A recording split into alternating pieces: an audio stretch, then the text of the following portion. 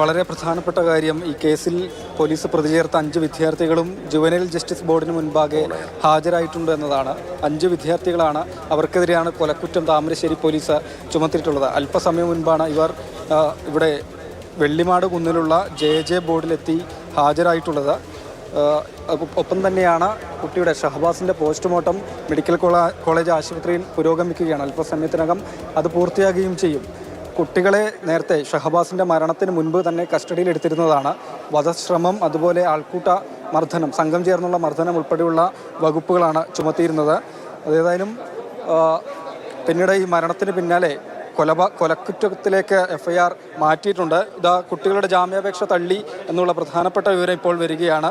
5 കുട്ടികളുടെയും ജാമ്യാപേക്ഷ തള്ളിയിട്ടുണ്ട്. കൊലക്കുറ്റം ചുമത്തിയവരുടെ കുട്ടികളെ കെയർ ഹോമിലേക്ക് അയക്കുകയാണ് ചെയ്യുക.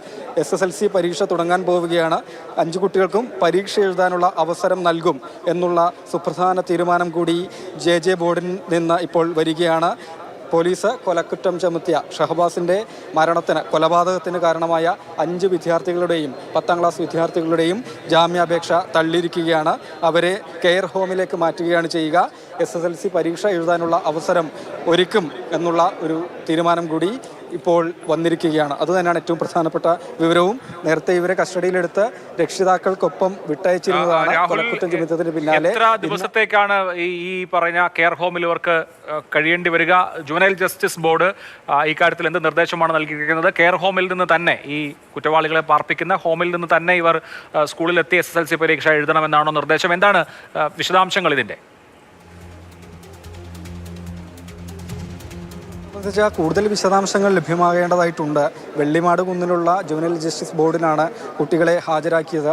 നമുക്ക് ഏതായാലും അതിനകത്തേക്ക് പ്രവേശിക്കാൻ കഴിഞ്ഞില്ല.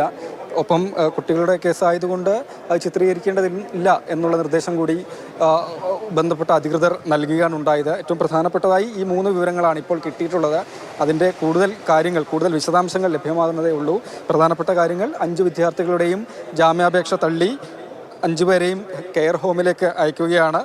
SSLC പരീക്ഷ എഴുതാനുള്ള അവസരം എല്ലാവർക്കും ഒരുക്കും എന്നുള്ളത് തന്നെയാണ്. ബാക്കി കാര്യങ്ങൾ അല്പസമയത്തിനകം തന്നെ അപ്ഡേറ്റ് ചെയ്യാൻ കഴിയുമെന്ന് പ്രതീക്ഷിക്കുക കൂടിയാണ്. ഞാനിപ്പോൾ മെഡിക്കൽ കോളേജ് ആശുപത്രിയിലാണ് ഉള്ളത്. ഇവിടെ ഷഹബാസിൻ്റെ പോസ്റ്റ്മോർട്ടം ഉടൻ തന്നെ പൂർത്തിയാകും. നേരെ താമരശ്ശേരിയിലേക്ക്, വാടക വീട്ടിലേക്കാണ് കുട്ടിയുടെ മൃതദേഹം കൊണ്ടുപോവുക എന്നാണ് അറിയിച്ചിട്ടുള്ളത്. അതിനുശേഷം മദ്രസയിൽ പൊതുദർശനം ഉണ്ടാകും. പിന്നീടാണ് സംസ്കാരം ഉണ്ടാവുക. അല്ലെങ്കിൽ ക്രൂര കൊലപാതകം തന്നെയാണ് നടന്നത് എന്നാണ് പോലീസിൻ്റെ റിപ്പോർട്ട്.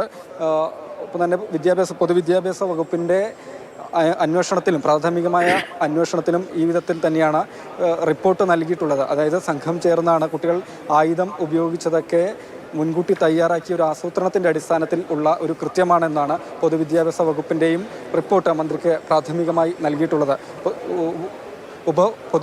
വിദ്യാഭ്യാസ ഉപഡയറക്ടർ അല്പസമയം മുൻപ് ഇവിടെ ആശുപത്രിയിലേക്ക് എത്തിയിരുന്നു. നമ്മൾ വിശദമായി തന്നെ സംസാരിച്ചതുമാണ്. ആയുധങ്ങൾ ഉപയോഗിച്ചതൊക്കെ, കുട്ടികൾ ഉപയോഗിച്ചതൊക്കെ യാതൊരു കാരണവശാലും അംഗീകരിക്കാൻ കഴിയുന്നതല്ല. ഞെട്ടിക്കുന്ന സംഭവമാണ് താമരശ്ശേരിയിൽ ഉണ്ടായത്. കുട്ടികൾ സംഘം ചേർന്ന് ഈ ക്രൂരമായി ആക്രമിക്കണം എന്ന ഉദ്ദേശത്തോടു കൂടി തന്നെയാണ് സ്ഥലത്തേക്ക് വന്നത് തുടങ്ങിയ കാര്യങ്ങളാണ് പൊതുവിദ്യാഭ്യാസ വകുപ്പിൻ്റെ റിപ്പോർട്ടിലും, പ്രാഥമിക റിപ്പോർട്ടിലും ഉള്ളത്.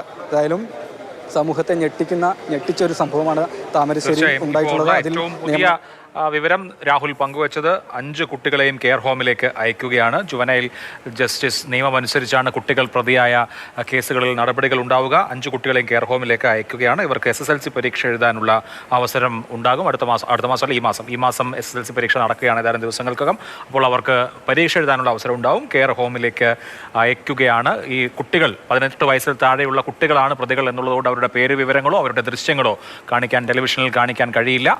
അതാണ് രാജ്യത്തെ നിയമം എന്നുള്ളതുകൊണ്ട്.